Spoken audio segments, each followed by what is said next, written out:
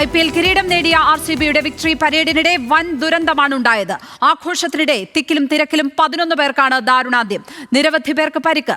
ബംഗളൂരു ചിന്നസ്വാമി സ്റ്റേഡിയത്തിന് സമീപമാണ് വൻ ദുരന്തമുണ്ടായത്.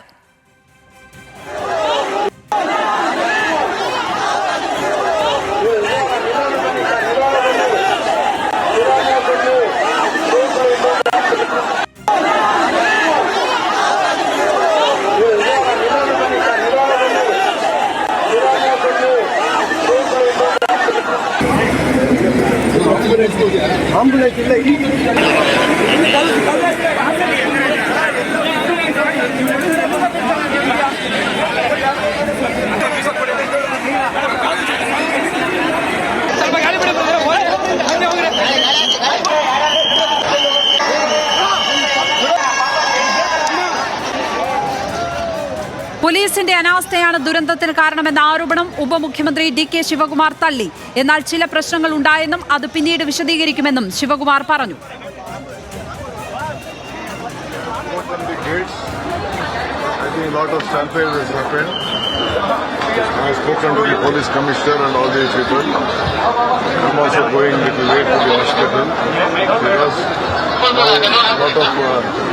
Trouble is that I don't want to disturb the doctors who are trying to take care of the patients.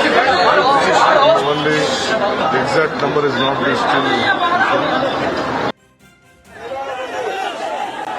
സർക്കാർ യാതൊരു മുന്നൊരുക്കവും ഇല്ലാതെയാണ് പരിപാടി സംഘടിപ്പിച്ചത് എന്ന് BJP ആരോപിച്ചു. ഫോട്ടോഷൂട്ട് നടത്താനുള്ള സർക്കാരിന്റെ തിടുക്കമാണ് പ്രശ്നകാരണം. സംഭവത്തിൽ ജുഡീഷ്യൽ അന്വേഷണം വേണമെന്നും BJP സംസ്ഥാന അധ്യക്ഷൻ BY വിജയേന്ദ്ര ആവശ്യപ്പെട്ടു. ಪೊಲೀಸರು ಯಾವುದೇ ಕಾರಣಕ್ಕೂ ವಿಧಾನಸೌಧದ ಮುಂದೆ ಸಂಭ್ರಮಾಚರಣೆ ಬೇಡ, ನಾವು ಕ್ರೌಡನ್ನು ಕಂಟ್ರೋಲ್ ಮಾಡೋದಕ್ಕೆ ಸಾಧ್ಯ ಆಗೋದಿಲ್ಲ ಅಂತೇಳಿ ಪೊಲೀಸ್ ಹಿರಿಯ ಅಧಿಕಾರಿಗಳು ಹೇಳಿದರೂ ಸಹ ಮಾನ್ಯ ಮುಖ್ಯಮಂತ್ರಿಗಳು ಹಿರಿಯ ಪೊಲೀಸ್ ಅಧಿಕಾರಿಗಳಿಗೆ ಒತ್ತಾಯ ಮಾಡಿ ಇಲ್ಲ, ಪೊಲೀಸ್ ವ್ಯವಸ್ಥೆ ಇಲ್ಲ, ಆಂಬ್ಯುಲೆನ್ಸ್ ವ್ಯವಸ್ಥೆ ಇಲ್ಲ, ಯಾಕೆ ಸರ್ಕಾರಕ್ಕೆ ಗೊತ್ತಿರಲಿಲ್ಲ ಇವತ್ತು ಲಕ್ಷಾಂತರ ಸಂಖ್ಯೆಯಲ್ಲಿ ಬರ್ತಾರೆ ಅಂತೇಳಿ. ಚಿನ್ನಸ್ವಾಮಿ ಸ್ಟೇಡಿಯಂ ಕೆಪಾಸಿಟಿ ಏನಿದೆ ಇವತ್ತು, ನಾನಿವತ್ತು ರಾಜ್ಯ ಸರ್ಕಾರಕ್ಕೆ ಆಗ್ರಹ ಮಾಡ್ತಾನೆ, ಇದು ಜುಡಿಷಿಯಲ್ ಎನ್ಕ್ವೈರಿ ಆಗಲೇಬೇಕು.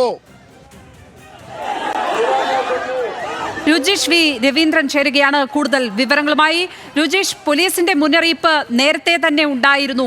ഈ വിക്ടറി പരേഡ് നടത്തരുത്, അതിനുള്ള സുരക്ഷാ ക്രമീകരണങ്ങൾ അവിടെ കൃത്യമല്ല, സജ്ജമല്ല എന്ന് പറഞ്ഞ് പോലീസിന്റെ മുന്നറിയിപ്പ് ഉണ്ടായിരുന്നതാണ്. എന്നിട്ടും എന്തുകൊണ്ടാണ് അവിടെ പരിപാടി നടന്നത്? ആ പരിപാടിയിൽ ഇത്ര വലിയ ദുരന്തം എങ്ങനെയാണ് ഉണ്ടായത് എന്നാണ് മനസ്സിലാകുന്നത്. ദുരന്തത്തിലേക്ക് വഴിവെച്ച കാരണങ്ങൾ എന്തൊക്കെയാണ് എന്നാണ് നമുക്കിപ്പോൾ മനസ്സിലാക്കാൻ കഴിയുന്നത്. രുജീഷ്. ലക്ഷ്മി, എന്തായാലും നിരവധി ആളുകൾ മറുപടി പറയേണ്ട കാര്യങ്ങളാണ് ഇത് ഇനി അടുത്ത ദിവസങ്ങളിൽ എന്നത് വളരെ പ്രധാനമാണ്. കാരണം അതിൽ RCB മാനേജ്മെൻറ്റിന് മറുപടി പറയേണ്ടതുണ്ട്, കോൺഗ്രസ് സർക്കാരിന് മറുപടി പറയേണ്ടതുണ്ട്. പ്രത്യേകിച്ച് ഉപമുഖ്യമന്ത്രി DK ശിവകുമാർ ആകട്ടെ, അദ്ദേഹത്തിനും ഈ വിഷയങ്ങളിൽ മറുപടി പറയേണ്ട കാര്യങ്ങളുണ്ട്. കാരണം ഈ ഒരു മുന്നറിയിപ്പ് നേരത്തെ ഉണ്ടാകുന്നതിന് മുൻപ് തന്നെ വിക്ടറി പരേഡ് ഉണ്ടാകും എന്ന കാര്യത്തിൽ അത് ഒരു സാധാരണഗതിയിൽ ഉണ്ടാകുന്നതാണ്. വലിയൊരു കിരീട നേട്ടത്തിന് ശേഷം എല്ലാ ടീമുകളും വിക്ടറി പരേഡ് നടത്തുന്നതാണ്. നമ്മൾ നേരത്തെ സമീപകാലത്ത് കണ്ടതുമാണ്.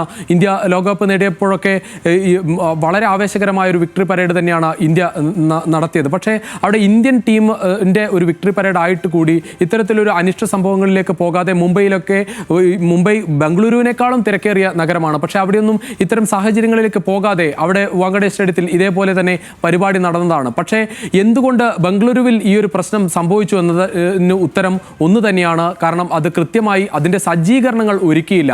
വളരെ ചെറിയ സമയമായിരുന്നു ബാക്കിയുണ്ടായിരുന്നത്, അവിടെ ഒരുക്കാമായിരുന്നു. പക്ഷേ അവസാന നിമിഷം വരെ ഇത് കാത്തിരുന്നു എന്നതാണ് ആദ്യത്തെ പിഴവ്. കാരണം ഇന്ന് ഉച്ചയോടെയാണ് പോലീസ് പറയുന്നത് വിക്ടറി പരേഡിന് അനുമതിയില്ല എന്ന കാര്യം പോലും. കാരണം ഇത് കഴിഞ്ഞ ദിവസങ്ങളിൽ ഇന്നലെ ഈ ഒരു വിജയം ഉണ്ടാകുന്നതിന് മുമ്പ് തന്നെ ഇത് സംഭവിക്കാവുന്ന കാര്യമാണ്. കാരണം ഫൈനൽ നടക്കുന്നത് ജൂൺ 3 എന്ന കാര്യം നേരത്തെ തന്നെ അറിയാവുന്ന കാര്യമാണ്. അതിൽ RCB ഫൈനലിൽ എത്തിയിട്ട് ദിവസങ്ങളായി. അതുകൊണ്ട് തന്നെ RCB ജയിച്ചാൽ ഒരു ഒരു വിക്ടറി പരേഡ് ഇവിടെ സംഭവിക്കും.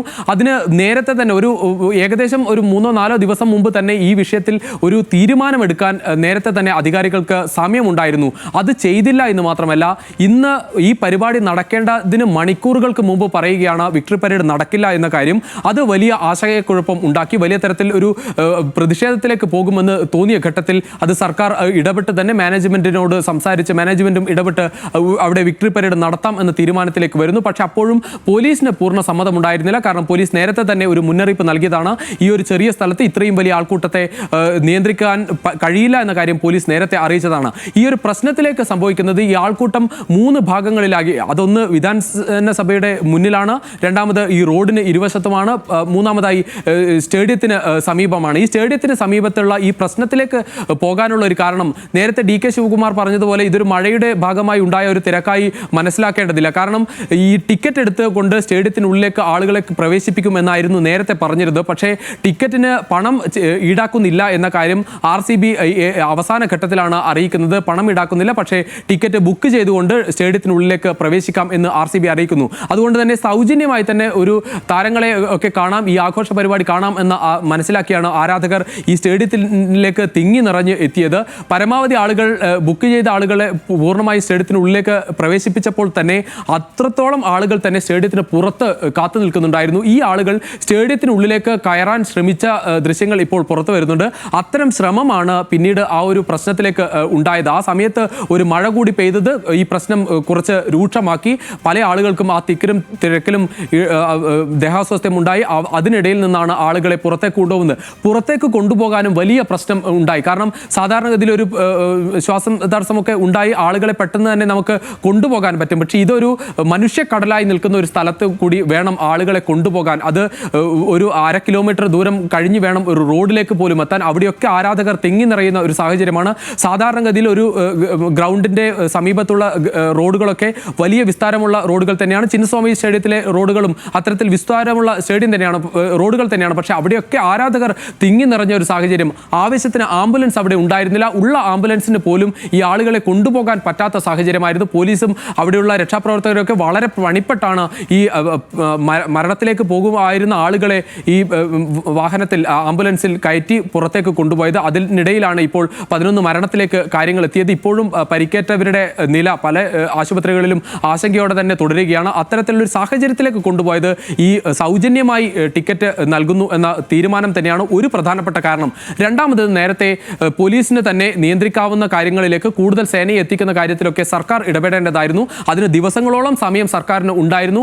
ഈ ഒരു പ്രശ്നം വിക്ടറി പരേഡ് നടക്കുമെന്ന കാര്യമൊക്കെ നേരത്തെ തന്നെ ഒരു ധാരണ ഉള്ളതാണ്. ആ പ്രശ്നം മുൻകൂട്ടി കണ്ടില്ല എന്നതാണ്. പ്രത്യേകിച്ച് ബംഗളൂരു പോലെ ഒരു സിറ്റിയിൽ സാധാരണ ദിവസങ്ങളിൽ തന്നെ ട്രാഫിക് വലിയ പ്രശ്നമായി മാറാറുള്ള ഒരു സിറ്റി, അവിടത്തേക്ക് ഈ ചരിത്രത്തിൽ തന്നെ ആദ്യ കിരീടവുമായി RCB പ്രത്യേകിച്ച് വിരാട് കോഹ്ലിയും സംഘവും ഒക്കെ ഇറങ്ങുന്ന വേളയിൽ വലിയ ആവേശത്തോടെ അത് ആരാധകർ സ്വീകരിക്കുമെന്നത് നമുക്ക് മനസ്സിലാക്കാവുന്നതേ ഉള്ളൂ. അത് സാധാരണ ഒരു കോമൺ സെൻസ് വെച്ച് മനസ്സിലാക്കാവുന്ന കാര്യങ്ങൾ മാത്രമേ ഉള്ളൂ. അതുപോലും ഉണ്ടായില്ല എന്നാണ്. അത്തരം സജ്ജീകരണങ്ങൾ ഉണ്ടായില്ല. അത് അവസാന നിമിഷം ഈ വിക്ടറി പരേഡ് നടക്കേണ്ടത് നേരത്തെ തീരുമാനിച്ചത് 3:30 ഏകദേശം 12 മണിയാകുമ്പോഴാണ് വിക്ടറി പരേഡിന് അനുമതിയില്ല എന്ന കാര്യത്തിലൊക്കെ ഒരു തീരുമാനം വരുന്നത്. അത് തന്നെ ഒരു മണിക്കൂറുകൾക്ക് മുമ്പ് മാത്രം അവസാന നിമിഷം ഈ തീരുമാനം വരുന്നു. പിന്നീട് വിക്ടറി പരേഡിന് അനുമതി നൽകാമെന്ന് പറയുന്നു. അത്തരത്തിൽ ഒരു മുൻകരുതലും ഈ വിഷയത്തിൽ കാണിച്ചില്ല എന്ന കാര്യത്തിൽ ഒരു സംശയവുമില്ല. അതുകൊണ്ട് തന്നെ പ്രതിപക്ഷമൊക്കെ ഉന്നയിക്കുന്ന ആരോപണങ്ങളിൽ വലിയ കാൽക്കുലേഷൻ മിസ്റ്റേക്ക് അവിടെ സംഭവിച്ചിരിക്കുന്നു എന്ന കാര്യം വ്യക്തമാണ്. ഈ പരിപാടി ഇപ്പോൾ കഴിഞ്ഞിട്ടുണ്ടോ? താരങ്ങളടക്കം അവിടെ നിന്ന് പോയിട്ടുണ്ടോ? അതുമായി ബന്ധപ്പെട്ട് എന്താണ് വിവരങ്ങൾ? പരിപാടിയും അല്പസമയം മുമ്പ് പരിപാടി പൂർണ്ണമായും അവസാനിച്ചു. പരിപാടി വെട്ടിച്ചുരുക്കേണ്ട ഒരു സാഹചര്യത്തിലേക്കാണ് എത്തിയത്. കാരണം IPL ചെയർമാനോട് ഈ വിഷയം അറിയിച്ചിരുന്നില്ല എന്നാണ് IPL ചെയർമാന്റെ പ്രതികരണം. അരുന്ധമാൽ പ്രതികരിക്കുമ്പോൾ പറഞ്ഞത് ഇത്തരത്തിലൊരു പരിപാടി നടക്കുന്നത് ഔദ്യോഗികമായി തന്നെ അറിയിച്ചിട്ടില്ല. ഞാൻ അറിയുന്നത് ഈ ഒരു സ്റ്റാമ്പേഡ് വിഷയം ഉണ്ടായപ്പോൾ ആളുകൾ തിക്കിലും തിരക്കിലും മരിച്ചുവെന്ന് വിളിച്ചറിയിച്ചപ്പോഴാണ് ഈ ഒരു പ്രശ്നം തന്നെ അറിയുന്നത്. ഉടൻ തന്നെ RCB മാനേജ്മെന്റിനെ വിളിച്ച് ഈ പരിപാടി ഉടൻ തന്നെ അവസാനിപ്പിക്കണം എന്നാവശ്യപ്പെട്ടു. 10 മിനിറ്റിനുള്ളിൽ പരിപാടി അവസാനിപ്പിക്കുമെന്ന് അവർ മറുപടി നൽകി. വളരെ വളരെ പെട്ടെന്ന് തന്നെ പരിപാടി വെട്ടിച്ചുരുക്കി താരങ്ങളുമായി ആ ബസ് പുറത്തേക്ക് പോവുകയാണ് ചെയ്തത്. സാധാരണഗതിയിൽ ഉണ്ടാകുന്ന വിക്ടറി പരേഡ് സത്യത്തിൽ ഇന്ന് ഉണ്ടായില്ല എന്ന് തന്നെയാണ് പറയേണ്ടത്. കാരണം കിരീടവുമായി ബസ്സിൽ ആ ഔദ്യോഗികമായുള്ള RCBയുടെ വാഹനത്തിൽ എന്തായാലും താരങ്ങൾ വന്നു എന്നത് ശരിയാണ്. പക്ഷേ സാധാരണഗതിയിൽ വിക്ടറി പരേഡ് ഉണ്ടാകുന്നത് ഒരു തുറന്ന ബസ്സിൽ ആരാധകർക്കിടയിലൂടെ ആവേശത്തോടെ വരുന്ന ഒരു സാഹചര്യമാണ് ഉണ്ടാകേണ്ടത്. പക്ഷേ അത് ഉണ്ടാകാത്തത് ഈ തിരക്ക് സാഹചര്യത്തിൽ അത്തരത്തിലൊരു വിക്ടറി പരേഡ് ഉണ്ടായില്ല. പക്ഷേ ഏറ്റവും ഒടുവിൽ ചിന്നസ്വാമിയിലെ പരിപാടി കൃത്യമായി തന്നെ നടന്നു. അത് വെട്ടിച്ചുരുക്കി നടത്തേണ്ടി വന്നു എന്നതാണ് ഈ ദുരന്തത്തിന്റെ പശ്ചാത്തലത്തിൽ നടത്തി. പക്ഷേ ആ നടത്തിയത് കൂടി വലിയ വിമർശനത്തിലേക്ക് കാര്യങ്ങൾ പോകുന്നുണ്ട്. ഇപ്പോൾ നമുക്ക് സാമൂഹ്യ മാധ്യമങ്ങളിൽ വിരാട് കോഹ്ലിക്കെതിരെ ഒരു ഹെയ്റ്റ് ക്യാമ്പയിൻ തുടങ്ങിയിട്ടുണ്ട്. കാരണം ഈ പ്രശ്നങ്ങൾക്കൊക്കെ കാരണം വിരാട് കോഹ്ലിയാണ് എന്ന തരത്തിലേക്ക് വിമർശനവുമായി ഒരു വിഭാഗം ആളുകൾ ഹെയ്റ്റ് ക്യാമ്പയിൻ തുടങ്ങിയിട്ടുണ്ട്. അദ്ദേഹത്തിനെതിരെ ഒരു സൈബർ അറ്റാക്ക്, വിരാട് കോഹ്ലിക്കെതിരെ ഒരു സൈബർ അറ്റാക്ക് തുടങ്ങിയിട്ടുണ്ട്. കാരണം ചോരയോടെ നിൽക്കുന്ന ചോര കയ്യിൽ പടർന്നു നിൽക്കുന്ന വിരാട് കോഹ്ലിയുടെ ചിത്രവും ഒക്കെ വെച്ച് ഒരു സൈബർ അറ്റാക്ക് വിരാട് കോഹ്ലിക്കെതിരെ നടത്തുന്നുണ്ട്. അതിന് പിന്നിൽ മറ്റ് പല രാഷ്ട്രീയ വിഷയങ്ങളുമുണ്ട്. കാരണം അദ്ദേഹത്തിന്റെ ഭാര്യ അനുഷ്കയുമായി ബന്ധപ്പെട്ട ഒരു സൈബർ അറ്റാക്കിന് തുനിയുക എന്നുള്ളത് അത്യന്തം സങ്കടകരമായ ഒരു കാര്യം തന്നെയാണ്. രുചീഷ് വി രവീന്ദ്രനാണ് വിവരങ്ങൾ പങ്കുവച്ചത് ഇപ്പോൾ.